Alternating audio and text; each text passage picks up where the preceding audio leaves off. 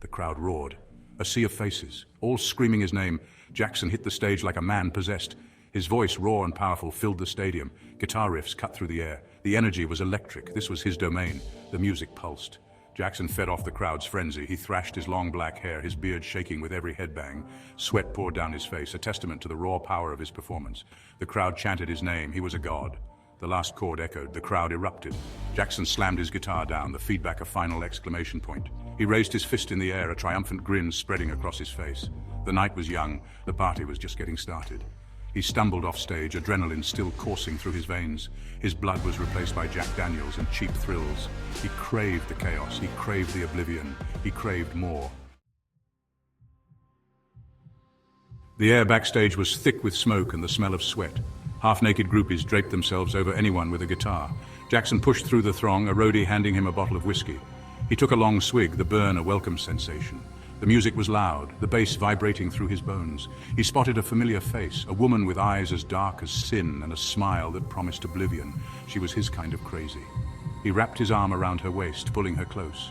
Jackson, you wild thing, you know how to throw a party.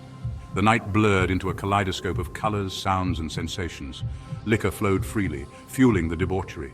Lines of white powder appeared on dusty coffee tables. Jackson indulged in it all, pushing his body and mind to the limit. He craved the escape. The music, the drugs, the women, they were all a way to numb the pain that gnawed at his soul. The pain of fame, the pain of loneliness, the pain of being Jackson. He was a prisoner of his own success. The sun, a cruel intruder, stabbed at Jackson's eyes. His head throbbed, a steady drumbeat of pain. He lay sprawled on the floor of a trashed hotel room. The remnants of last night's party littered the floor. Empty bottles, cigarette butts, and a lingering scent of regret. He stumbled to his feet, his stomach churning. His head felt like it was stuffed with cotton wool. He needed a drink. He needed a fix. He needed to forget. He fumbled for his phone, his hands shaking. He had a show tonight. Another city, another crowd. The thought filled him with dread. He just wanted to crawl back into the darkness and disappear. A pounding on the door startled him. He opened it to find two police officers, their faces grim. Jackson Stone, you're coming with us. The words hit him like a punch to the gut. His heart sank. This was his life now, a never-ending cycle of chaos and consequences. The jail cell was cold, damp, and smelled of stale sweat. Jackson sat on the edge of the cot, staring at the wall. The weight of his actions pressed down on him. The judge had thrown the book at him this time. Assault, possession, public intoxication, the list went on. The days blurred together, an endless monotony of clanging metal and shouted commands. He had plenty of time to think, too much time. He thought about his music, his fans, his wasted potential. He thought about the people he had hurt. He wasn't sure what he was searching for. Redemption? Forgiveness? A way out of the darkness? He didn't have the answers. All he had were regrets. One day, a familiar face appeared on the other side of the bars. It was his manager, a weary-looking man with bags under his eyes. "They're letting you out early," he said. "But you're on thin ice, Jackson. One more screw-up and you're done." Jackson nodded, a flicker of hope igniting within him. Maybe, just maybe, he could turn things around. The air in the room was thick with tension. Jackson sat on the sofa, surrounded by the people who claimed to love him. His manager, his agent, his publicist, even a few band members.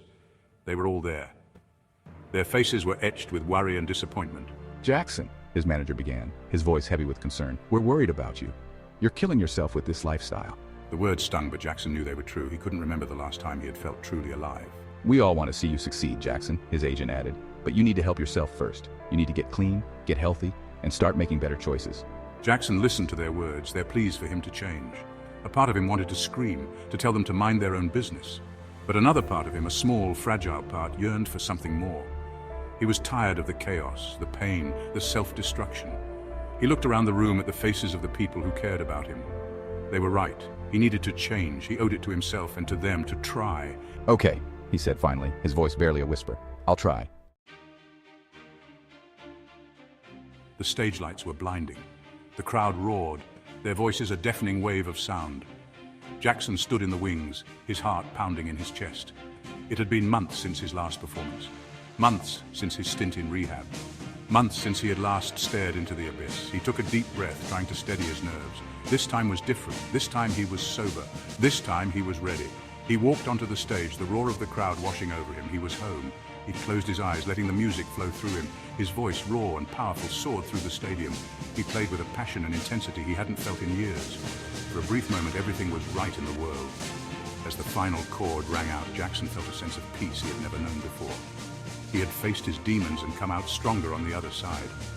He had a second chance, and he wasn't going to waste it. The show must go on.